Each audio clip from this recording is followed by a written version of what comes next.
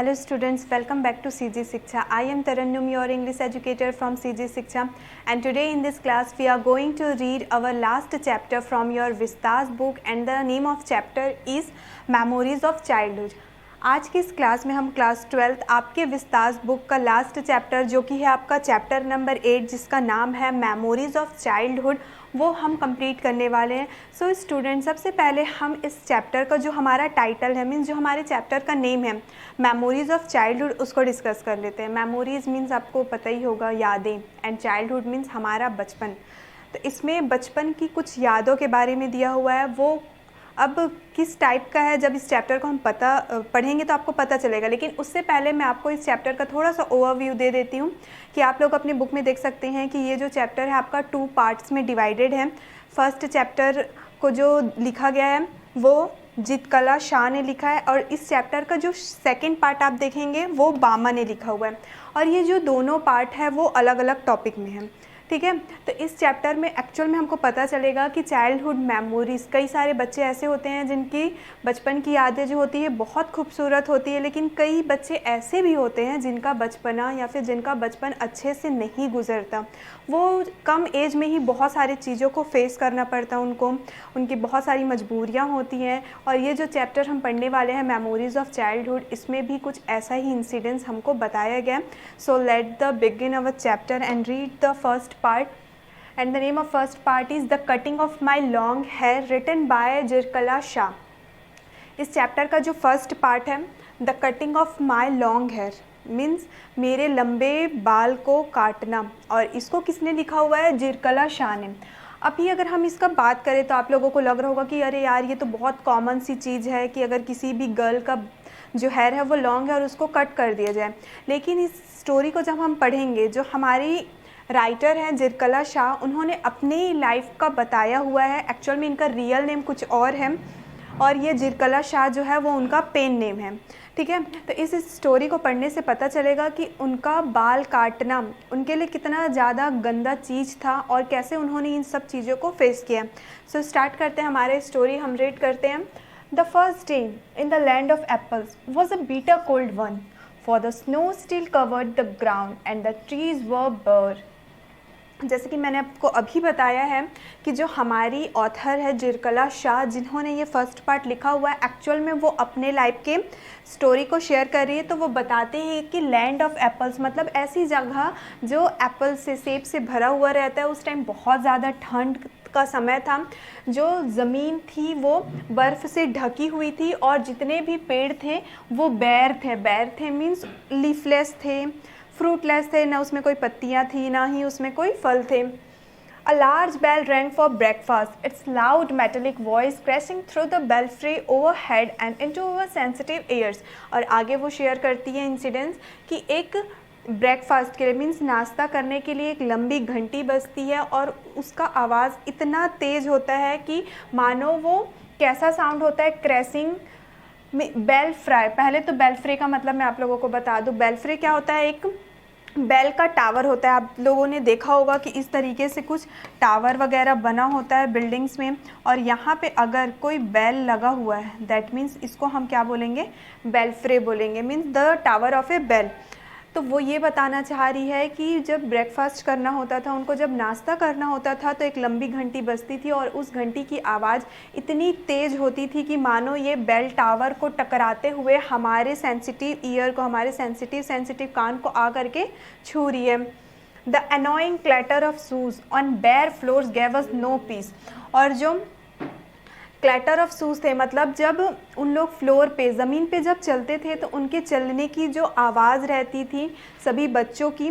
और ये इंसिडेंस जो है वो एक हॉस्टल का है, तो आप लोग उसके अकॉर्डिंग इस स्टोरी को समझिएगा ना कि ये जो जिरकला शाह है वो अपने लाइफ का स्टोरी बता रही है, और ये तब का स्टोरी बता रही है जब वो हॉस्टल में रहा करती थी. और उस हॉस्टल में जब सभी बच्चे लोग क्या करते थे? चलते थे, तो उनके चलने की जो आवाज़ थी वहाँ पे वो उसके वजह से बिल्कुल शांति नहीं हो पाता था.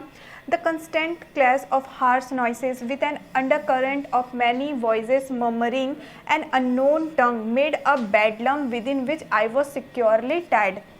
और आगे हमारी जो ऑथर है हमको ये शेयर कर रही है कि लगातार वहाँ पे हार्श नॉइसेज आते थे, बहुत सारी आवाज़ें आती ही रहती थी और बहुत सारे लोगों की बड़बड़ाने की भी, मीन्स मरमरिंग मीन्स धीरे धीरे कुछ कहना, जो बड़बड़ाते हुए कहते हैं, तो ऐसे लोगों की मरमर करने की आवाज़ आती थी।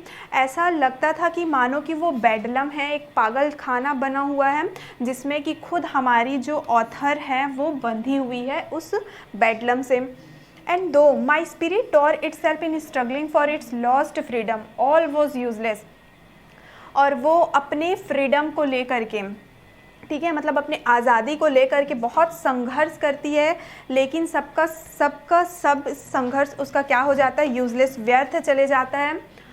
अ pale face women with white hair come up after us. फिर आगे वो शेयर करती है कि एक ऐसी वुमेन रहती है, एक ऐसी महिला रहती है जो पेल फेस रहती है, मतलब ऐसा लगता है कि उसका चेहरा जो है कलरलेस है, डल टाइप का है और उसके सफ़ेद बाल होते हैं और वो इनके पीछे जिरकला शाह लोग के पीछे पीछे वो आती है। We were placed in a line of girls who were marching into the dining room. और जो जिरकला शाह है वो क्या करते हैं, उन लोग सब गर्ल्स के लाइन में जा कर के ज्वाइन कर लेते हैं और वो लाइन कहाँ तक जाता है, डाइनिंग रूम तक जाता है। These were Indian girls in stiff shoes and closely clinging dress. और वो सारे गर्ल्स जो होते हैं वो इंडियन गर्ल्स होते हैं, ठीक है। ये सारे जो गर्ल्स लोगों का लाइन लगा हुआ होता है वो इंडियन गर्ल्स का होता है। एक्चुअल में वो इंडियन गर्ल्स नहीं होते हैं, वो नेटिव इंडियन गर्ल्स होते हैं जिनका जो शूज़ रहता है बहुत ही स्टीफ टाइप का रहता है और वो क्लिंगिंग ड्रेसेस मीन्स बहुत ही फिट कपड़े पहने हुए होते हैं। The small girls wore slipped aprons and shingled hair. और जो छोटी छोटी गर्ल्स लोग होते हैं वो स्लीप्ड एप्रन, मतलब ऐसा जैकेट पहनते हैं जिसमें स्लीव्स होता है और उनके जो बाल होते हैं वो सिंगल्ड मीन्स कटे हुए होते हैं। As I walked noiselessly in my soft moccasins I felt like sinking to the floor. और फिर आगे जो हमारी ऑथर है वो शेयर करती हैं कि जब वो अपने सॉफ्ट मोकैशंस मतलब नर्म नर्म जूते के साथ में जब वो बिना आवाज़ किए चलती थी तो उनको ऐसा लगता था कि मानो वो फ्लोर में, वो ज़मीन में धंसती जा रही है। For my blanket had been stripped from my soldiers, क्योंकि उनका जो ब्लैंकेट था, उनका जो कंबल था, उनके शोल्डर से नहीं उतारा गया था। I looked hard at the Indian girls who seemed not to care that they were even more immodestly dressed than I in their tightly fitting clothes.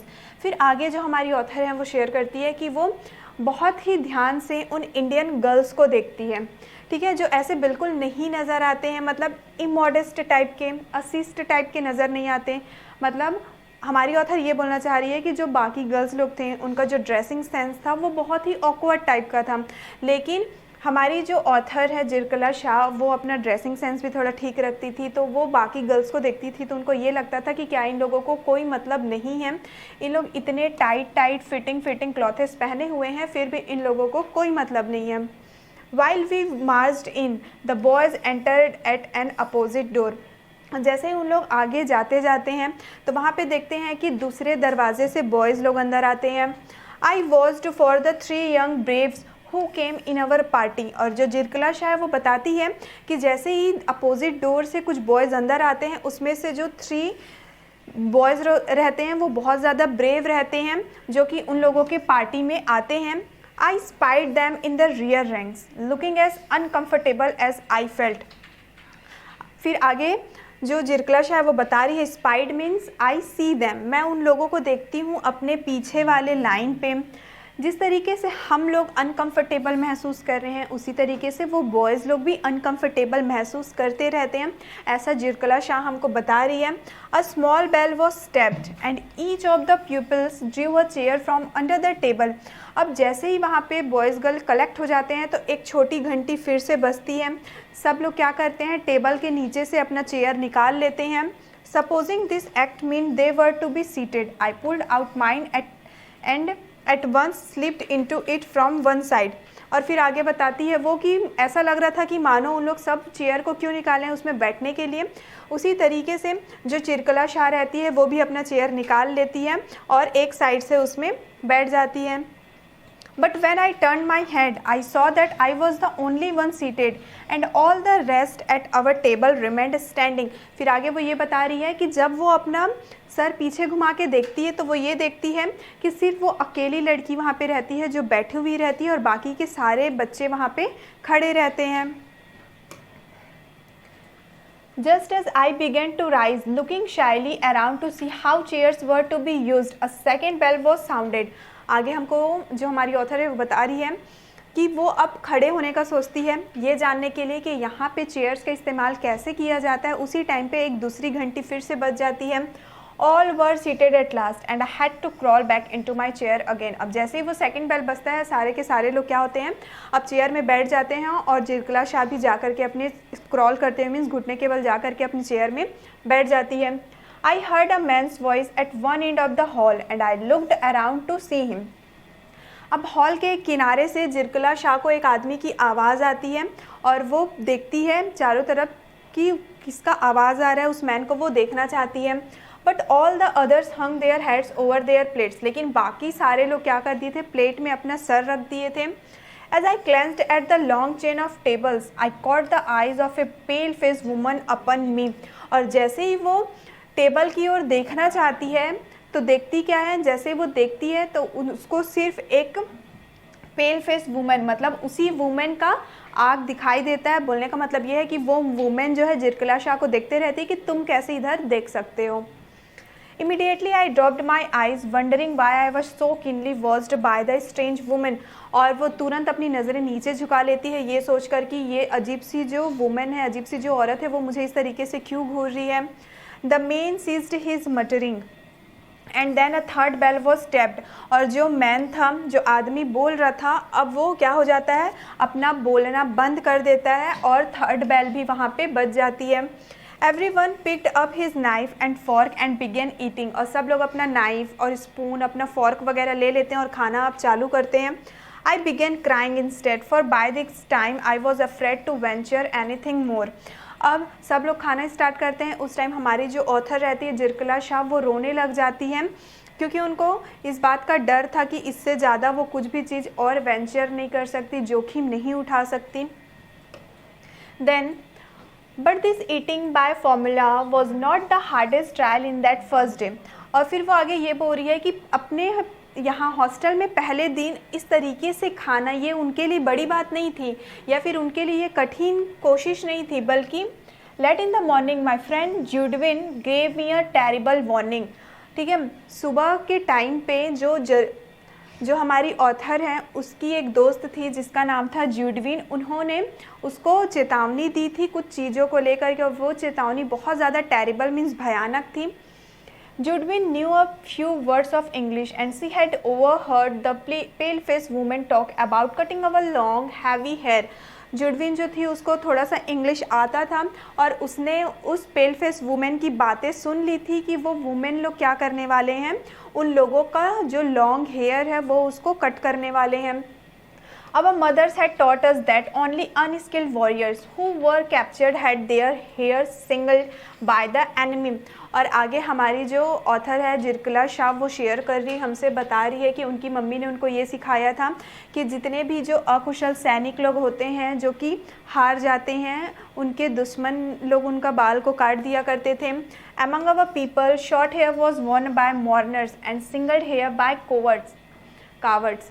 और आगे हमको ये शेयर कर रही है जिरकला शाह कि उन लोगों के बीच में क्या हुआ करता था मीन्स उन लोग जिस समाज में रहते थे या जिस भी एरिया में रहते थे उसमें ये हुआ करता था कि जो मॉर्नर्स लोग होते थे मतलब ऐसे लोग जो किसी चीज़ का शोक मनाते हैं दुख मनाते हैं ऐसे लोग क्या करते थे अपने बाल को छोटा करवा लेते थे काट दिया करते थे या फिर जो डरपोक लोग होते थे उन लोग अपना बाल को क्या कर देते थे कट करवा देते थे. We discussed our fate some moments and when Judwin said we have to submit because they are strong, I rebelled. और कुछ देर तक उन लोग जुडविन और जिरकला शाह दोनों आपस में कुछ देर तक इस बारे में चर्चा करते रहते हैं. उसके बाद जुडविन कहती है कि हम लोगों को अपने आप को सबमिट मीन्स समर्पण करना ही होगा क्योंकि उन लोग हम लोगों से बहुत ज़्यादा स्ट्रॉन्ग है मजबूत हैं.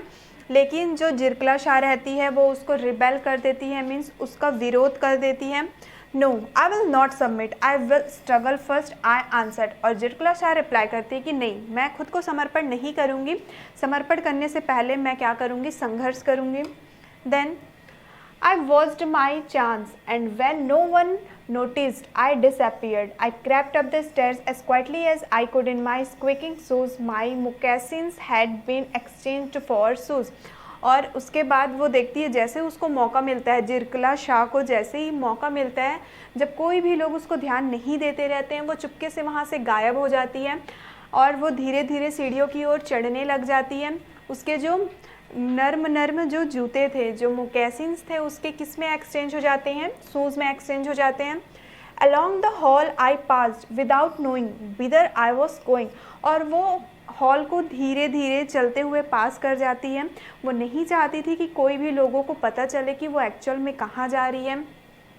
Turning aside to an open door, I found a large room with 3 white beds in it. अब वो जैसे ही दरवाज़ा खोलती है आगे जा करके, तो वहाँ पे वो देखती है कि एक बड़ा सा कमरा है जिसमें 3 वाइट बेड्स हैं, 3 बिस्तर लगे हुए हैं और वो रूम बहुत ही बड़ा है। The Windows were covered with dark green curtains which made the room very dim. और उस कमरे का जो खिड़की है उसमें डार्क ग्रीन कलर के, मीन्स एकदम हरे रंग के पर्दे लगे हुए होते हैं। उसी की वजह से वो कमरा जो होता है बहुत ज़्यादा अंधेरा हो जाता है उसमें। Thankful that no one was there, I directed my steps toward the corner farthest from the door.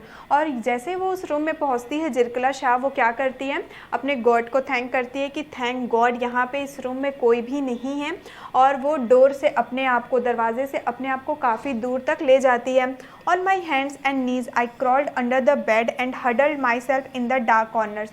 और उसके बाद वो क्या होती है, आप देख सकते हैं इमेज में, इस तरीके से वो घुटने के बल में बैठ जाती है, अपने हाथों को भी नीचे कर लेती है और बेड के सबसे कोने में जा कर के वो छुप जाती है। From my hiding place I peered out shuddering with fear whenever I heard footsteps near by। और जहाँ पे वो छुपी हुई रहती है, बीच बीच में वो बाहर निकल के झांकने लगती है। जैसे उसको किसी का भी चलने का आवाज़, फुटस्टेप सुनाई देता है, वो बाहर निकल के झांकने लग जाती है। दो in the hall loud voices were calling my name and I knew that even Judewin was searching for me, I didn't open my mouth to answer. और जैसे वो छुपी रहती है तो उसको उस हॉल के पास में उसका नाम सुनाई देता है कि लोग अब उसको ढूंढ रहे हैं। और उसको ये बात भी पता रहता है कि उसकी जो फ्रेंड है जूडविन, वो भी क्या कर रही है, जिरकला शाह को ढूंढ रही है। लेकिन वो अपना मुंह नहीं खोलती किसी को जवाब देने के लिए, क्योंकि वो नहीं चाहती थी कि किसी भी लोग को पता चले कि वो एक्चुअल में कहाँ छुपी हुई है। Then the steps were quickened and the voices became excited। अब क्या होता है, चलने की आवाज़ एकदम तेज़ तेज़ आने लगती है और सब लोग बहुत ज़्यादा उत्तेजित नज़र आते हैं। The sounds came nearer and nearer। Women and girls entered the room। अब आवाज़ें धीरे धीरे और ऐसा लगता है मानो कि एकदम पास आते जा रहा है, मतलब आवाज़ अब तेज़ होने लगती है। लोग अब उसके उस रूम तक पहुंचने लगते हैं। फाइनली कुछ वुमेन्स और कुछ गर्ल्स लोग उस रूम के अंदर आ जाते हैं जहां जिरकला शाह खुद को छुपाई रहती है। I held my breath and watch them open closets door and peep behind large trunks. अब वो अपने सांस को कुछ देर के लिए रोक लेती है और जितने भी वुमेन और गर्ल्स लोग आए रहते हैं उन लोग क्या करते हैं, सब तरफ ढूंढने लग जाते हैं। वहाँ पे कुछ बड़े बड़े ट्रंक्स रहते हैं, वहाँ ढूंढने लग जाते हैं। Someone threw up the curtains and the room was filled with sudden light। और उन्हीं वुमेन और गर्ल में से किसी ने क्या किया, उस विंडो के कर्टन को, मतलब खिड़की में जो पर्दा लगा हुआ था, उस पर्दे को हटा दिए। और उस पर्दे को हटाने की वजह से अब उस रूम में बहुत सारी रोशनी छा जाती है। What caused them to stoop and look under the bed? I don't know। और कुछ ऐसा होता है कि उसमें से कोई लोग क्या करते हैं, बेड के नीचे झाँक करके देख लेते हैं। I remember being dragged out, though I resisted my kicking and scratching wildly. In spite of myself, I was carried downstairs and tied fast in a chair। वो बहुत कोशिश करती है, अपने हाथ पैर को बहुत मारती है कि मेरे को यहाँ से नहीं लेकर के जाओ, लेकिन इतनी कोशिशों के बाद भी कुछ जो वुमेन और गर्ल्स लोग रहते हैं जिरकला शाह को नीचे, सीढ़ी के नीचे ले जाते हैं और उनको चेयर में बांध देते हैं बिठाकर। I cried aloud, shaking my head all the while until I felt the cold blades of the scissor against my neck। और वो बहुत तेज़ तेज़ आवाज़ से अब चिल्लाने लग जाती है, अपने सर को हिलाने लग जाती है, जब तक कि जो ब्लेड रहता है जिससे उनका हेयर कट होने वाला रहता है। जब तक उसके बालों में नहीं चल जाता तब तक वो बहुत तेज़ आवाज़ से रोती है चिल्ला करके, और वो अपने सर को भी हिलाते रहती है। And heard them gnaw off one of my thick braids then I lost my spirit. अब क्या होता है, उन लोग उसके ब्रेड्स, मतलब ब्रेड्स मीन्स होता है चोटी, उसके चोटी को काट देते हैं और उसका सारा स्पिरिट वहीं पे ख़त्म हो जाता है। Since the day I was taken from my mother, I had suffered extreme indignities. People had stared at me. और उसको ऐसा लगता है कि since the day मतलब वो दिन जब उसको उसकी मम्मा से अलग किया गया था, उसको बहुत ही ज़्यादा इंडिग्निटीज़ मतलब अपमानित या फिर अपमान टाइप का महसूस हुआ था। सारे लोग उसको घूर करके देख रहे थे। I had been tossed about in the air like a wooden puppet. और उसको ऐसा महसूस हो रहा था मानो कि जिस तरीके से किसी कठपुतली को उछाला जाता है हवा में, उसी तरीके से उसको उछाला जा रहा है। And now my long hair was shingled like a coward's. In my anguish I moaned for my mother but no one came to comfort me. अब उसका जो लॉन्ग हेयर रहता है, उसके जो लंबे लंबे बाल रहते हैं, उसको कावर्ड्स की तरह, मतलब उनके में ऐसा माना जाता था कि जो लोग डरपोक होते हैं या फिर ऐसे लोग जो कुछ गलत काम करते हैं या फिर जो दुख मनाते हैं उनका बाल काटते हैं, तो ऐसा लगता है उसको मानो कि वो भी एक कोवर्ड्स की तरह, डरपोक लोगों की तरह उसका भी बाल काट दिया गया है। और वो अपने एंग्विश में, अपने दुख में क्या करती है, अपनी मम्मा को याद करके रोने लग जाती है, लेकिन कोई भी लोग उसको कंफर्ट महसूस कराने के लिए नहीं आते हैं। Not a soul reasoned quietly with me as my own mother used to do, for now I was only one of many little animals driven by a herder. फिर वो आगे सोचती है कि एक भी लोग ऐसे नहीं आते हैं, जिन लोग ऐसे नहीं होते हैं जिन लोग उसके पास आ जाए, जैसे उसकी मम्मा उसके पास नहीं आई थी। और उसको भी ऐसा महसूस हो रहा था कि मानो वो किसी हर्डर की, किसी चरवाहे के लिए एक छोटी सी एनिमल है। तो इस तरीके से जिरकला शाह ने क्या किया है, अपना स्टोरी हमसे शेयर किया है कि उस टाइम पे जब हेयर कट करना लोग कितना गलत समझते थे। मतलब उनके बिरादरी में ऐसा माना जाता था कि जो डरपोक लोग होते हैं या फिर ऐसे लोग जो किसी चीज़ का दुख मना रहे, उन लोग ये सारा काम करते थे। और वो हॉस्टल में रहा करती थी तो उनको ज़बरदस्ती कैसे हेयर कट करवाया जाता था। ये स्टोरी उन्होंने शेयर किया अपने चाइल्डहुड का। ये तो हमारा फर्स्ट पार्ट था। अब इसी स्टोरी में हमको सेकंड पार्ट दिया गया है कि we too are human beings, हम भी क्या हैं, मनुष्य हैं। इसको किसने लिखा है, बामा ने लिखा है। और इसमें भी हमको पता चलेगा कि कैसे अनटचेबिलिटी, छुआछूत की जो भावना होती है वो बच्चे पहले से ही देख लेते हैं, समझ लेते हैं, और किस तरीके से ऐसे लोगों को सामना करना पड़ता है। ये स्टोरी उस पर ही बेस्ड है। सो रीड करते हैं हमारा ये स्टोरी भी। When I was studying in the third class I hadn't yet heard people speak only of untouchability। जो बामा है वो हमसे ये शेयर करते हुए बता रहे हैं कि जब वो थर्ड क्लास में पढ़ा करती थी तब उनको ये बात नहीं पता था कि जो लोग होते हैं वो कैसे खुलेआम अनटचेबिलिटी मतलब छुआछूत के बारे में बात कैसे खुलेआम कर लेते हैं। But I had already seen, felt, experienced and been humiliated by what it is. लेकिन आगे बामा हमसे ये शेयर कर रही है, लेकिन वो ये सारी चीज़ें ऑलरेडी देख चुकी थी, महसूस कर चुकी थी, अनुभव भी कर चुकी थी कि कैसे लोग छुआछूत की भावना को लेकर के लोगों को अपमानित किया करते हैं। I was walking home from school one day, an old bag hanging from my soldier. फिर आगे बामा हमसे ये शेयर करिए कि एक दिन की बात है, वो अपने होम फ्रॉम स्कूल मतलब घर से स्कूल की ओर जा रही थी। एक बड़ा सा बैग उसके कंधे पे टंगा हुआ था। It was actually possible to walk the distance in 10 minutes. और ये पॉसिबल था, ये संभावना थी कि उसके घर से लेकर के स्कूल तक का जो दूरी है वो 10 मिनट में कवर हो जाए। But usually it would take me 30 minutes at the very least to reach home. लेकिन उसको स्कूल से घर आने में 30 मिनट का समय लगता था। मतलब वो दूरी वो 10 मिनट में तो जा सकती थी, कवर कर सकती थी, लेकिन उसको स्कूल से घर आने में 30 मिनट लग जाया करता था। It would take me from half an hour to an hour to dawdle along, watching all the fun and games that were going on, all the entertaining novelties and oddities is the streets, the shops and the bazaar। और कभी कभी तो क्या होता था, उसको आधे से 1 घंटे का समय लग जाता था स्कूल से घर आने में। और वो ऐसा क्यों होता था, क्योंकि वो जितने भी डॉडल करती थी, डॉडल मीन्स होता है आवारागर्दी, इधर उधर का काम करना, अपने टाइम को ऐसे यूज़लेस बना देना। जो भी गेम्स होते थे या फिर जो भी फ़न वगैरह होता था, मस्ती मजाक होता था वहाँ पे, जो भी इंटरटेनमेंट की चीज़ें होती थी, वो स्कूल से घर आते आते रुक जाती थी। उन सब चीज़ों को देखते रहती थी, कुछ नॉवेलिटीज़ को देखते रहती थी। तो कभी कोई ड्रामा होता था, कभी स्ट्रीट में, कभी कोई गली में कोई ड्रामा, कोई नाटक टाइप का होता था तो वो वहाँ रुक जाती थी। कभी दुकानों में जा कर के रुक जाती थी, कभी बाज़ारों में जा कर के रुक जाती थी। तो इस तरीके से उसको स्कूल से घर आने में 30 मिनट का समय लग जाया करता था। The performing monkey, the snack which the snack Chama kept in its box and displayed from time to time। फिर आगे वो बता रही है कि कभी कभी ऐसा होता था कि एक ऐसा बंदा जो परफॉर्म करके दिखाता था, जो स्नैक चार्मर लोग होते हैं, एक डिब्बे में सांप लेकर के आते थे और समय समय पर सांप दिखाया करते थे। The cyclist who had not got off his bike for 3 days and who kept pedaling as hard as he could from break of day।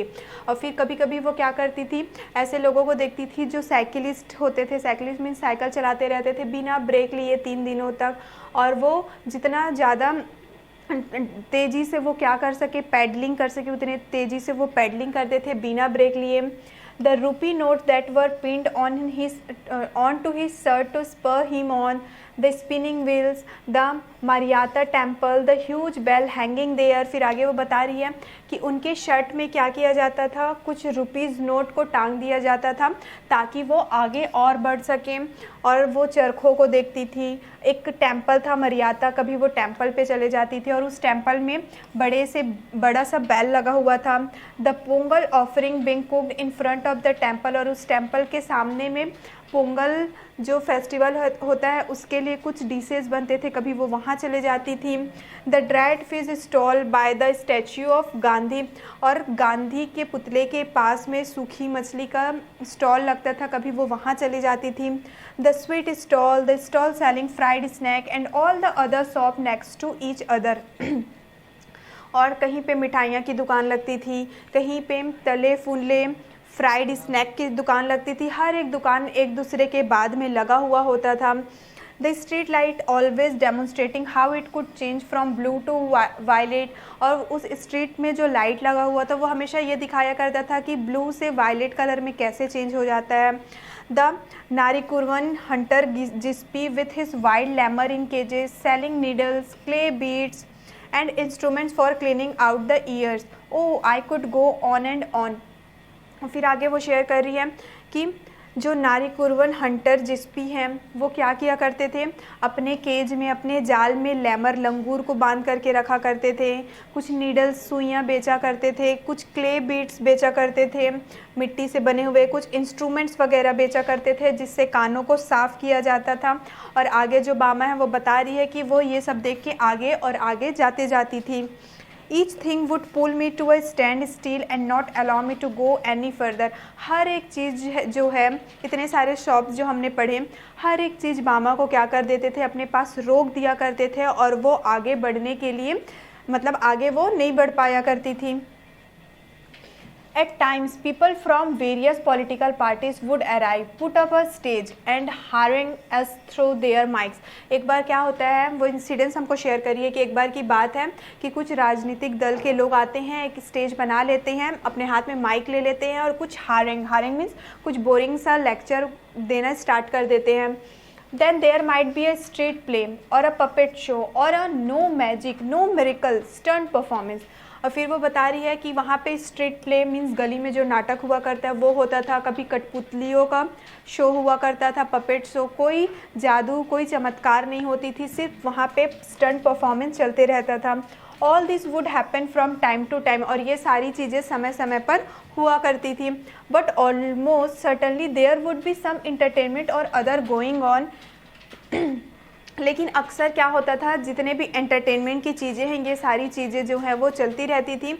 Even otherwise there were the coffee clubs in the bazaar, और इन सब चीज़ों के अलावा बाज़ार में coffee club भी था। The way each waiter cooled the coffee lifting a tumbler high up and pouring its contents into a tumbler held in its other hand. और उन लोग क्या करते थे, एक हाथ में एक टम्बलर रखते थे, दूसरे हाथ में दूसरा टम्बलर रखते थे, और एक कॉफ़ी को एक टम्बलर से दूसरे टम्बलर पे पौर करते थे, मीन्स डाला करते थे। or the way some people sat in front of the shops chopping up onion, their eyes turned elsewhere so that they would not smart. और कुछ लोग क्या करते थे, दुकान के सामने में अनियन को चॉप करते हुए, मीन्स प्याज को काटते हुए बैठे रहते थे और उनकी आंखें कहीं और रहती थी. उससे हमको ये पता चलता है कि वो ज़्यादा स्मार्ट भी नहीं थे. और the almond tree growing there and its fruit which was occasionally blown down by the wind. और वहाँ पे एक आलमंड का ट्री भी था, एक बादाम का पेड़ भी था, और जो उसमें के फल हुआ करते थे वो हवा से लग करके अक्सर टूट के नीचे गिर जाया करते थे. All the sides taken together would tether my legs and stop me from going home. और ये सारे जो नज़ारे थे, जो हमारी इस स्टोरी की ऑथर है वो बता रही कि ये सारे नज़ारों के वजह से उनके पैर जो हैं वो रुक जाया करते थे और उनको घर नहीं जाने दिया करते थे. And then according to the season there would be mango, cucumber, sugar cane, sweet potato, palm shoots, gram, palm syrup and palm fruits, guavas and jackfruit. Every day I would see people selling sweet and savory fried snack, payasam, halwa, boiled tamarind seeds and iced lollies. फिर आगे वो बता रही है कि मौसम के हिसाब से कभी आम तो कभी ककड़ी या कभी गन्ना या कभी स्वीट पोटैटो मीन्स शकरकंद, पाम सूट जिसको हम बोलते हैं ताड़ की गिरी, या फिर कभी चना, या फिर पाम सिरप मीन्स जो ताड़ का शरबत होता है, पाम फ्रूट मीन्स जो होता है आपका ताड़ का फल, कभी अमरूद तो कभी कटहल. और every day I would see people selling, और हमेशा वो देखा करती थी कि लोग कभी मिठाइयाँ बेच रहे हैं, कभी तेल से तले हुए स्नैक्स बेच रहे हैं, कभी हलवा बेच रहे हैं, कभी खीर बेच रहे हैं, और कभी उबला हुआ इमली का जो बीज होता है वो बेच रहे हैं, तो कभी कोई लोग आइस्ड लॉलीज मतलब कुल्फ़ी बेच रहे हैं. Gazing at all these, one day I came to my street, my bag slung over my shoulder. और ये सारी चीज़ों को देखते हुए एक दिन की बात है, वो अपने स्ट्रीट पे आती है और अपने शोल्डर से अपने बैग को उतार देती है. At the opposite corner, though a threshing floor had been set up and the landlord was the proceeding, seated on a piece of sacking spread over a stone ledge. और जैसे वो अपनी स्ट्रीट पे आती है तो वो देखती है कि उसके अपोजिट कॉर्नर पे, मतलब दूसरे साइड किनारे पे, एक थ्रेसिंग फ्लोर जो रहता है वो सेटअप हुए रहता है, मीन्स थ्रेसिंग फ्लोर टाइप का बना हुआ रहता है. और वहाँ का जो लैंडलॉर्ड जो मालिक रहता है वो क्या करता है, सारे काम को होते हुए देखते रहता है. वो एक पत्थर की लेज में, पत्थर स्टोन का बना हुआ जो लेज रहता है वहाँ पे एक बोरे को बिछा देता है और वहाँ पे वो बैठ करके सारे काम को होते हुए देखते रहता है. Our people were hard at work, driving cattle in pairs round and round to trade out the grain from the straw. और फिर आगे जो हमारी ऑथर है बामा, वो बता रही है कि उनमें मतलब उनके बिरादरी में जो लोग हुआ करते थे वो बहुत हार्ड वर्क करते थे, कड़ी मेहनत किया करते थे, पशुओं को चराया करते थे, गोल गोल करके उनको चराते थे ताकि जो स्ट्रॉ है, मतलब जो भूसा होता है, घास होता है, उसमें से अनाज को बाहर निकाल सकें. The animals were muzzled so that they wouldn't have themselves to the straw. I stood for a while there watching the fun. जितने भी जो जानवर हुआ करते थे उनको जालियों के अंदर रख दिया जाता था, जिसके वजह से उन लोग उसका मदद नहीं ले सकते थे. और कई टाइम तक जो बामा रहती है वहाँ पे खड़े हो जाती है और इन सारी चीज़ों को वो फ़न के साथ में देखने लग जाती है. Just then an elder of our street came along from the direction of the bazaar. और उसी टाइम पे वो देखती है कि उनकी बिरादरी में से एक कोई बुज़ुर्ग आदमी है जो बाज़ार की तरफ से आता रहता है. The manner in which he was walking along made me want to double up. और जिस तरीके से वो चलते रहता है, वो जो एल्डर मैन रहता है, जो बुज़ुर्ग आदमी रहता है, उसके चलने का जो तरीका रहता है, उस तरीक़ों को देख करके जो बामा है वो बहुत ज़्यादा मतलब डबल अप मीन्स उसको बहुत हंसी आने लग जाती है. I wanted to shriek with laughter at the sight of such a big man carrying a small packet in that fashion. और उसको क्या चीज़ को देख करके हंसी आती है, उसको ऐसा लगता है कि मानो वो एकदम खुशी से फूट जाएगी, क्योंकि जिस तरीके से वो एल्डर मैन रहता है वो एक छोटे से पॉकेट को, एक छोटे से थैले को जिस तरीके से पकड़ा रहता है उस तरीके को देख करके उसको हंसी आने लग जाती है. I guess there was something like vadai or green banana bajji in the packet because the wrapping paper was stained with oil. और उसको ऐसा लगता है, वो ऐसा अनुमान लगा रही है, ऐसा गैस कर रही है कि जो वो पैकेट पकड़े हुए हैं, शायद उसके अंदर कोई वड़ा होगा या फिर ग्रीन बनाना भज्जी होगा, क्योंकि वो जो पैकेट पकड़े रहते हैं वो पूरा तेल से लगा हुआ रहता है, तो उसको ऐसा गैस होता है। He came along holding out the packet by its string without touching it।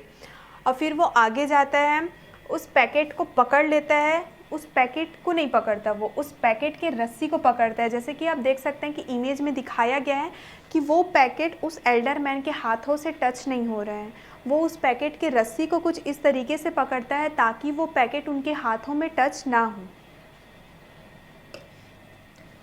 I stood there thinking to myself, if he holds it like that, won't the package come undone and the words fall out? फिर जो बामा है वो खड़े होकर के देखते रहती है और सोचती है खुद ही कि वो इस तरीके से उस पैकेट को पकड़े हुए हैं, तो क्या वो जो पैकेट के अंदर वड़ा है वो नीचे नहीं गिर जाएगा। The elder went straight up to the landlord, bowed low and extended the packet towards him, cupping the hand that held the string with his other hand.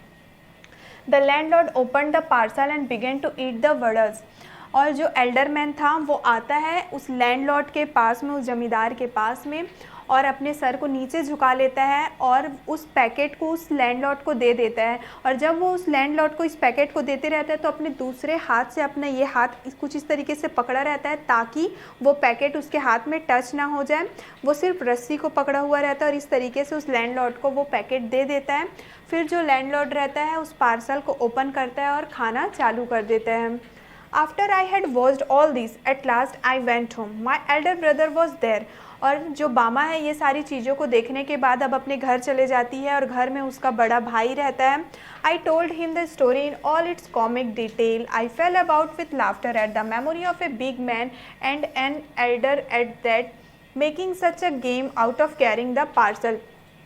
अब फिर जैसे ही वो घर जाती है, अपने भाई से मिलती है, अपने भाई को हंसते हुए ये सारी बातें बताती है कि किस तरीके से वो एल्डर मैन वो पैकेट को पकड़ा हुआ था और उसने लैंडलॉर्ड को दे दिया वो पार्सल। बट अन्नन वॉज नॉट अम्यूज्ड। अन्नन कौन है यहाँ पे? उसका भाई है, लेकिन जो उसका भाई रहता है वो हंसता नहीं है। Annan told me the man wasn't being funny when he carried the package like that. और उसका भाई उसको बताता है कि जो वो मैन था उसका तो मजाक मत उड़ाओ कि किस तरीके से वो पैकेट को पकड़ा हुआ था। He said everybody believed that they were upper caste and therefore must not touch us। फिर उसका भाई बामा से शेयर करता है कि सभी लोग ऐसा सोचते हैं कि उन लोग अपर कास्ट से बिलोंग करते हैं, उच्च जाति के हैं, और वो जो लोग उच्च जाति के होते हैं उनको छू नहीं सकते। If they did they would be polluted. और अगर वो लोग छू लेंगे उनको तो उन लोग अपवित्र हो जाएंगे। That's why he had to carry the package by its string. और यही कारण है जो बुजुर्ग आदमी था उस पैकेट को रस्सी से पकड़ा हुआ था, उस पैकेट को उसने नहीं छुआ। ये सारी बातें अन्नन मतलब बामा का भाई बामा को बताता है। When I heard this, I didn't want to laugh anymore and I felt terribly sad। और ये सारी बातें जैसे ही बामा सुनती हैं तो वो और हंसना नहीं चाहती और वो बहुत ज़्यादा दुखी हो जाती है। How could they believe that it was disgusting if one of us held that package in his hand, even though the wadi had been wrapped first in a banana leaf and then parceled in paper। फिर वो सोचती है कि कैसे इन लोग ये सारी चीज़ें सोच सकते हैं, कितना डिस्गस्टिंग है वो। जब अगर हमारे हाथ में वो सारे पैकेजेस हैं तो कैसे हम लोग जो हैं वो उसको अछूत कर देंगे। इस तरीके का बातें जो हैं वो बामा सोचने लग जाती हैं।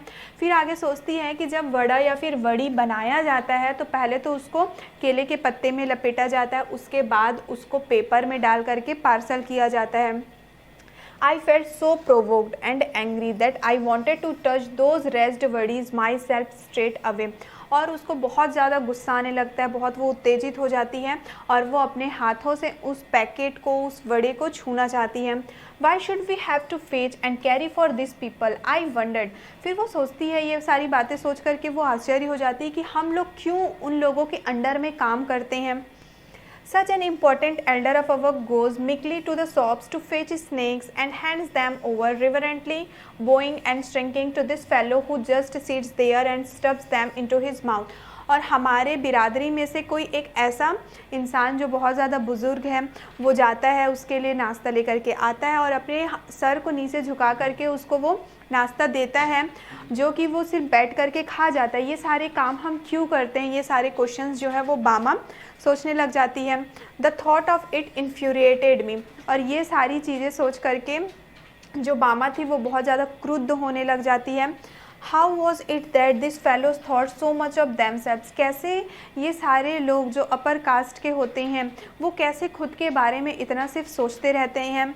Because they had scrapped 4 coins together did they mean they must lose all human feelings, but we too are human beings. फिर आगे वो ये सोचती हैं कि इन लोग ऐसा काम इसलिए करते हैं ना क्योंकि उन लोगों ने 4 पैसे ज़्यादा कमा लिए हैं, और इसका मतलब ये हुआ कि उन्होंने अपनी इंसानियत खो दी है। लेकिन हम सब भी मनुष्य हैं, हम भी इंसान हैं।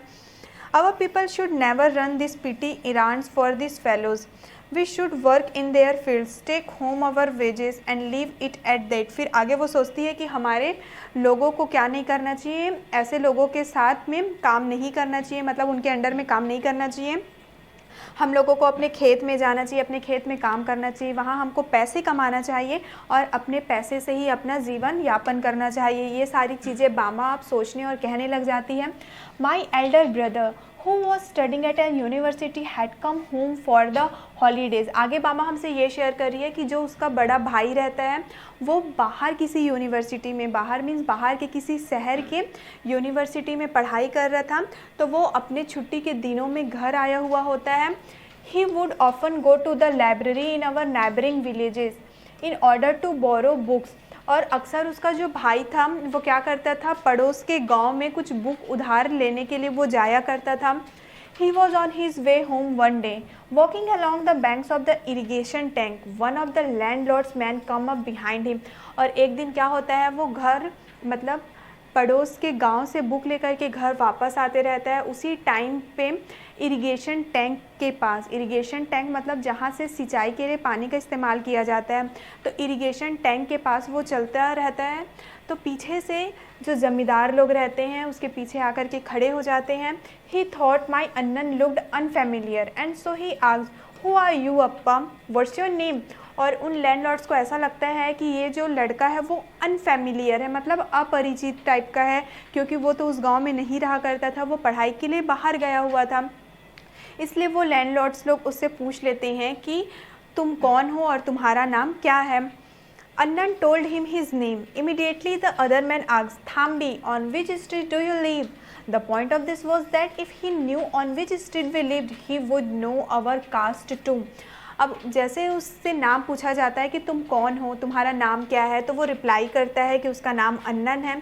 और तुरंत को एक और जो आदमी रहता है वो उससे पूछ लेता है कि अरे रुको, तुम कौन से गांव में रहते हो, तुम कहाँ रहते हो, कौन से एरिया में रहते हो। लेकिन बामा का जो भाई रहता है अन्नन, उसको तो पता रहता है कि अगर वो अपना स्ट्रीट बता देगा, अपना गली बता देगा कि वो कौन से गली में रहता है, तो वो लोग उसका कास्ट भी जान जाएंगे, उसकी जाति भी जान जाएंगे कि वो किस जाति से बिलोंग करता है, और उसके बाद उसको वैसा ही ट्रीट करने लग जाएंगे। Annan told me all this things and he added, because we are born into this community we are never given any honour or dignity or respect, we are stripped of all that. उसके बाद ये सारी चीज़ें बामा का भाई अन्नन बामा को बताता है और एक और बात ऐड करता है। वो बोलता है कि हम लोग इस समुदाय में पैदा हुए हैं जहाँ हमको ना तो कोई सम्मान मिलता है, ना किसी प्रकार का कोई भी डिग्निटी या फिर कोई भी रिस्पेक्ट नहीं मिलता। हम इन सभी चीज़ों से स्ट्राइप्ड है, मतलब हम इन सभी चीज़ों से एकदम वंचित हैं। हमारे समुदाय वालों का कोई भी कहीं पे इज्जत और सम्मान नहीं करता है। But if we study and make progress, we can throw away these indignities. So study with care, learn all you can. फिर उसका भाई उसको ये भी बोलता है, लेकिन अगर हम अच्छे से पढ़ लिख लेंगे, कामयाब हो जाएंगे, तो ये सारी जो इंडिग्निटीज़ है, ये सारे जो अपमान है वो क्या हो जाएंगे, ख़त्म हो जाएंगे। इसलिए तुम अच्छे से ध्यान दो पढ़ाई में और जितना हो सके उतनी चीज़ें तुम सीखो। If you are always ahead in your lesson, people will come to you of their own accord and attach themselves to you. Work hard and learn. फिर आगे जो अन्नन है वो बामा से ये भी शेयर करता है कि अगर तुम अपने लेसन्स में सबसे आगे रहोगे तो लोग खुद तुम्हारे पास आएंगे अपने हिसाब से, इसलिए तुम ज़्यादा कड़ी मेहनत करो और भी चीज़ें सीखो। The words that अन्नन spoke to me that day made a very deep impression on me। और वो दिन जब बामा का भाई अन्नन बामा से ये सारी बातें कहता है। ये सारी बातों से बामा को बहुत फ़र्क पड़ता है। And I studied hard with all my breath and being in a frenzy almost. और वो उस दिन के बाद से बहुत कड़ी मेहनत के साथ जी जान लगा करके अपने पढ़ाई में ध्यान देने लग जाती है। एज अन्नन had urged I stood first in my class and because of that many people became my friends. और अपने भाई अन्नन से प्रेरणा लेकर के वो इतना पढ़ाई करती है कि वो अपने क्लास में, अपनी कक्षा में फ़र्स्ट आ जाती है। और इसी के वजह से, उसके फ़र्स्ट आने के वजह से बहुत सारे जो लोग रहते हैं उसके दोस्त बन जाते हैं और वो अपने लाइफ में सक्सेस हो पाती है। तो ये हमारा सेकंड पार्ट था इस स्टोरी का, जिसमें हमको बताया गया है अनटचेबिलिटी के बारे में, छुआछूत के बारे में। And I hope so students कि आपको ये दोनों स्टोरी अच्छे से समझ में आई होगी। सो अब हम देखते हैं इस चैप्टर के कुछ इंपॉर्टेंट क्वेश्चन आंसर्स हैं। So the question number first is the two account that you read above are based in two distinct cultures. What is the commonality of theme found in both of them? आप लोगों ने इस chapter में दो story पढ़ा है, दो अलग अलग पार्ट में, ठीक है। दोनों अलग अलग चीज़ों को बता रहा है, लेकिन उन दोनों स्टोरी में क्या बात ऐसी है जो कि कॉमन थी? And the answer is both the autobiographical passages based upon two different cultures represent the lives of two ladies from marginalized communities who look back at their childhood and think about their relationship with mainstream culture. ये जो दोनों autobiographical, तो पहले ये बता दूं मैं, autobiographical का मतलब क्या होता है? जब कोई इंसान अपनी लाइफ के बारे में या फिर कोई किसी के पर्सनल लाइफ के बारे में कुछ भी चीज़ें लिखता है, मीन्स हम उसकी ऑटोबायोग्राफी लिख रहे हैं कि एक्चुअल में उसने अपने लाइफ में जो चीज़ें फेस की थी, अगर हम उसके बारे में बता रहे हैं, उसके लाइफ के हर एक फैक्ट के बारे में हम लिख रहे हैं, दैट्स इट्स अवर ऑटोबायोग्राफी। तो हमने ये जो दोनों स्टोरी पढ़ा है वो एक्चुअल में एक ऑटोबायोग्राफी है, जिसको फर्स्ट में जिरकला शाह ने लिखा था, सेकेंड वाला स्टोरी जो बामा ने लिखा था वो उनके लाइफ का स्टोरी है। तो ये जो दोनों ऑटोबायोग्राफिकल पैसेज हमको गिवन था वो दोनों अलग अलग स्टोरीज़ था, लेकिन दोनों में कॉमन क्या था कि दोनों में दो लेडीज़ थीं, एक जिरकला शाह और सेकेंडली बामा। वो अलग अलग और छोटे या फिर बोल सकते हैं नीच समुदाय से बिलोंग करती थी। वो पीछे मुड़ करके अपने चाइल्डहुड, अपने बचपन के बारे में देखती और अपने बचपन के बारे में उन दोनों ने लिखा हुआ है कि किस तरीके से जो आजकल का या फिर मेन स्ट्रीम का जो कल्चर होता है, जो रीति रिवाज होता है कि लोग कैसे उच्च जाति, नीच जाति, या फिर फर्स्ट वाली स्टोरी में हमने देखा था कि हेयर कट को लेकर के कि लोग कितने अलग अलग सोच के होते हैं और उन लोगों को कितना नीचा मानते हैं। Memories of Childhood plays autobiographical scene by two women from cultural marginalized region in two separate cultures of the world.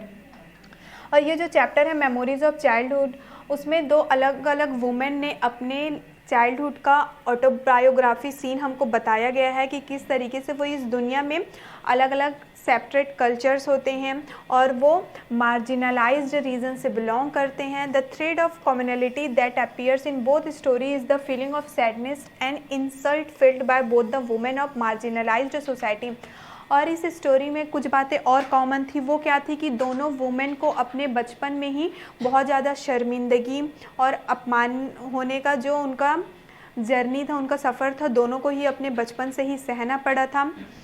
One highlights the evil practice of racial prejudice while the other talks about the hierarchical Indian caste system and untouchability. एक story में एक women ने बताया कि वो किस तरीके से अपने हक के लिए लड़ती है और दूसरे स्टोरी में दूसरे वुमेन ने बताया कि इंडियन जो कास्ट सिस्टम होता है, मतलब हमारे इंडिया में जो भी जाति भेदभाव होता है, छुआछूत की भावना होती है, ये सेकंड स्टोरी में सेकंड वुमेन ने हमको बताया।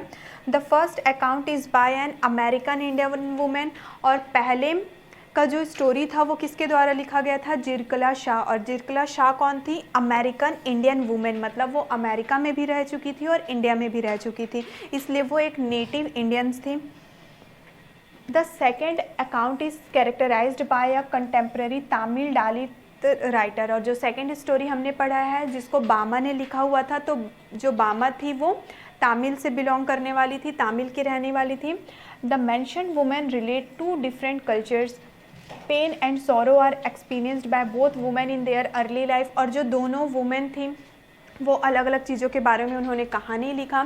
दोनों वुमेन की कहानियों में एक बातें समान थी, वो ये थी कि दोनों को बहुत ज़्यादा दर्द सहना पड़ा था, बहुत ज़्यादा दुख थे वो अपने पहले की ज़िंदगी में, मीन्स अपने चाइल्डहुड, अपने बचपन में। Native Indians don't get importance and respect for dignity in America. और अमेरिका में जो नेटिव इंडियंस होते हैं, मतलब इंडिया के जो रहने वाले होते हैं, उनको ज़्यादा सम्मान नहीं दिया जाता, ना ही उनको ज़्यादा महत्व दिया जाता है। They are obliged to follow their tradition, whims and trades. और जो इंडिया के लोग अमेरिका जाके पढ़ाई करते हैं, उनको अमेरिका वालों के हिसाब से उनका जो भी परंपरा होता है, उनका जो भी ट्रेडिशन होता है, उसी को ही फॉलो करना पड़ता है। The poor Indian lady was pulled out and tied to a chair and her long and dark hair was singled. और जिस तरीके से हमको इस स्टोरी में बताया गया है कि जो जिरकला शाह थी, वो अमेरिका में जब रहा करती थी, तो उनको क्या किया गया था, हॉस्टल में कुर्सी में बैठा करके रस्सी में बांध करके उनके लंबे लंबे बाल को काट दिया गया था। Bama on the other hand awakened early to the dehumanization of having been born in a community of untouchables and hence directed all her power into fighting the prejudices of such a system। और दूसरे की story में हमने देखा कि बामा, जो कि कौन से कास्ट से बिलोंग करती थी, थोड़ी नीच जाति के कास्ट से वो बिलोंग करती थी, जहाँ सब लोग छुआछूत की भावना को माना करते थे और उन लोगों के साथ भेदभाव किया करते थे। Both of them fight and protest again injustice and discrimination. और इस दोनों स्टोरी में दोनों वुमेंस ने क्या किया था, अपने हक के लिए लड़ा था। जिस तरीके से उसने फर्स्ट स्टोरी में जिरकला शाह ने लड़ाई की थी कि वो अपने हेयर को कट नहीं करने देगी, लेकिन उसका बाल काट दिया गया था, लेकिन उसने हिम्मत नहीं हारी थी, उसने कोशिश की थी। और सेकंड स्टोरी में बामा ये छुआछूत की भावना से दूर होकर के खुद को इतना कामयाब बना लेती है कि लोग उससे दूर अब खुद नहीं भागते, उसके करीब आते हैं। तो ये चीज़ें थी जो दोनों स्टोरी में और दोनों वुमेन में कॉमन थी। Next question is, it may take a long time for operation to be resisted but the seeds of rebellion are sowed early in life. Do you agree that injustice in any form can't escape being noticed even by children? ये इस चीज़ को समझने के लिए काफ़ी लंबा समय लग जाता है कि हमारे अर्ली लाइफ में, मीन्स हमारे ज़िंदगी के पहले में जो भी चीज़ें हुई हैं उसको समझने में काफ़ी टाइम लग जाता है। लेकिन क्या आप इस बात से सहमत करते हैं, आप इस बात से एग्री करते हैं कि जो इनजस्टिस होता है, ठीक है, in any form can't escape being noticed even by children. बच्चे उस चीज़ों को ध्यान नहीं दे पाते हैं कि उनके सामने अगर कोई भी इनजस्टिस होगा, कोई भी ऐसा काम होगा जो कि एकदम सही नहीं होगा, तो बच्चे उसको नोटिस नहीं कर पाते हैं कि। तो क्या आप इस बात से एग्री करते हैं? Yes indeed, injustice in any form can't escape being noticed even by children. तो हाँ बिल्कुल, जो इनजस्टिस होता है वो उससे बच्चे भी नहीं बच पाते, मीन्स नोटिस करने से बच्चे भी नहीं बच पाते। The world is full of inequality, क्योंकि ये पूरी जो दुनिया है उसमें बहुत सारे भेदभाव हैं, कहीं भी इक्वालिटी नहीं है। While the adults have grown used to this, the innocence of childhood does not understand hate and prejudices. और जैसे ही जो एडल्ट्स लोग बड़े हो जाते हैं, तो चाइल्डहुड जो रहता है, बचपना जो रहता है, वो हट करके वो उन लोग किससे हेट करने लग जाते हैं? अंडरस्टैंड हेट एंड प्रीजुडिसाइज से हेट करने लग जाते हैं। Innocent looking children have their knowledge of the world and it's people. और जो इनोसेंट टाइप के जो बच्चे होते हैं उनको नॉलेज होता है दुनिया के बारे में, लोगों के बारे में। और स्टार्टिंग में जैसे कि ऊपर में ये बोला गया था कि do you agree that injustice in any form can't escape being noticed even by children, मतलब कि क्या जो इनजस्टिस है वो बच्चों से भी नोटिस होने में नहीं बच पाता है। तो ये उसका ही आंसर था। In the case of the two extracts given in memories of childhood this is evident. और इस चैप्टर में हमको मेमोरीज ऑफ चाइल्डहुड में जो दो स्टोरीज़ बताया गया है वो एक सबूत भी है कि बच्चे भी जो होते हैं वो भेदभाव या फिर जो भी अन्याय होता है उससे वो वंचित नहीं रहते, वो भी समझ जाते हैं। Jitkala Shah understood as soon as she entered the school run by the whites that they mean to transform her into a distinct person than what she had been before। और जैसे जितकला शाह जो थी वो अपने हॉस्टल में, अपने school में पहुंच जाती है, तो उसको पता चल जाता है कि जो ये वाइट मैन लोग हैं, जो अमेरिकन लोग हैं, वो किस तरीके से अपने ट्रेडिशन को फॉलो करवाते हैं। In the story The Cutting of My Long Hair, the author described the emotional torture she has to go through because she is discriminated against based on her race. और जो first story था the cutting of my long hair, उसमें author ने हमको, जितकला शाह ने हमको ये बताया था कि कैसे अमेरिका में नेटिव इंडियंस को लोग टॉर्चर करते हैं और कितना उन लोगों के साथ में अन्याय होता है. She wants to have long and heavy hair. It is the culture of a society. Only cowards have single hair among them. She struggles and says she is defeated. और वो चाहती थी, जितकला शाह चाहती थी कि वो लंबे घने बाल रखे, क्योंकि उनके समाज में ऐसी परंपरा थी कि लड़कियां जो थी वो लंबे बाल रखा करती थी. सिर्फ जिन लोग डरपोक हुआ करते थे या फिर जो लोग ऐसे जो सिर्फ शौक मनाते, उन लोग अपने बाल कटवाया करते थे, इसलिए वो अपने बाल नहीं कटवाना चाहती थी. लेकिन फिर भी उसको अमेरिका में बहुत संघर्ष करना पड़ा, लेकिन लास्ट में वो हार जाती है क्योंकि उसका बाल वहाँ के लोग काट देते हैं. In the other extract, we too are human beings. The writer addressed how she and her community is neglected by society under the appearance of untouchability. और सेकेंड स्टोरी में जिसका नाम था we too are human beings, हम भी मनुष्य हैं, इसमें हमारी राइटर ने हमको बताया कि किस तरीके से उनके समुदाय के लोगों को वंचित रखा जाता है सम्मान से और हर एक चीज़ों से, कि लोग सिर्फ छुआछूत की भावना ही देखते हैं. बामा has a first hand experience of untouchability in India. जो बामा थी उनको इंडिया में छुआछूत की भावना को लेकर के बहुत पहला एक्सपीरियंस था. The people of high caste don't think of the low caste even as human beings. जो उच्च जाति के लोग होते हैं वो नीच जाति के लोगों को मनुष्यों के समान देखते नहीं हैं. She had seen an elder conquered by a landlord on a street and she observed how even the elders in her society are disrespected and despised. और वो देखती है कि हमारे समाज में चाहे कोई इंसान कितना भी बुजुर्ग क्यों ना हो जाए, अगर वो नीच जाति का होगा तो लोग उसके साथ उतना ही क्या करेंगे, उसको पीड़ित करेंगे, प्रताड़ित करेंगे, जैसे कि हमको इस स्टोरी में बताया गया है. And our next question is Bama's experience is that of a victim of the caste system. Bama का अनुभव किस चीज़ को लेकर के था, तो जाति भेदभाव, ये जाति को लेकर के ही था. What kind of discrimination does Zitkala Sa's experience depict. और किस तरीके का जो एक्सपीरियंस था वो जितकला शाह को था.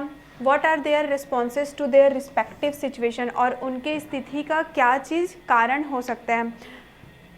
And the answer is while Bama was subjected to untouchability and caste discrimination, Jitkala Shah was a victim of racial prejudice.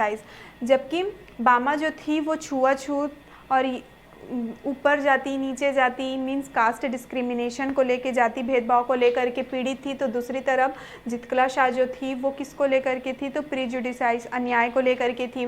जितकला Sa was packed off to a European missionary school where being a local tribal she was looked down upon. Zitkala Sa European missionary school पढ़ने के लिए गई थी और वहाँ उनको बहुत ही नीचे के उस स्तर पे देखा जाता था. Bama and Zitkala Sa highlight the humiliation and exploitation of the defeated people. और इन दोनों स्टोरी में बामा और जितकला शाह ने किस चीज़ को हाईलाइट किया है, तो उन्होंने ह्यूमिलिएशन और एक्सप्लॉयटेशन मीन्स अपमानित होना और अपमान को उन्होंने बताया है. They write about women from marginalized society. Jitkala Shah belongs to the community of Native Americans and she is expelled from her community. और इसमें हमको बताया गया कि ये जो दोनों वुमेन थी एक मार्जिनलाइज्ड सोसाइटी से, एक ऐसे समाज से रहने वाली थी जो जितकला शाह थी. जब अमेरिका वो पढ़ने गई थी तो वो एक नेटिव अमेरिकन थी और उनको उनके समुदाय से निकाल दिया गया था and separated from its culture. और उनको उनकी कल्चर से भी, उनकी परंपरा रीति रिवाजों सबसे अलग कर दिया गया था. She feels robbed of her name and dignity.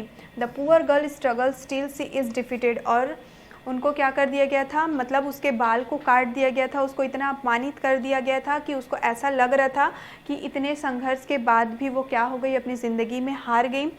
और ऑन द अदर हैंड अगर हम दूसरी तरफ बात करें बामा के बारे में, who saw the violation of untouchability decided to blur the difference of caste with the knowledge of education. तो दूसरी तरफ अगर हम बामा की बात करें तो बामा ने क्या देखा था, जाति भेदभाव के बारे में देखा था और उसने डिसाइड किया था कि वो अपने शिक्षा की ताकत से, अपने एजुकेशन, अपने नॉलेज के पावर से क्या करेगी, इस कास्ट सिस्टम को हटा देगी. The people who belong to a low caste have to fight against the higher caste. और जो नीच जाति के लोग थे उनको उच्च जाति के लोगों से लड़ाई करने की भी ज़रूरत थी।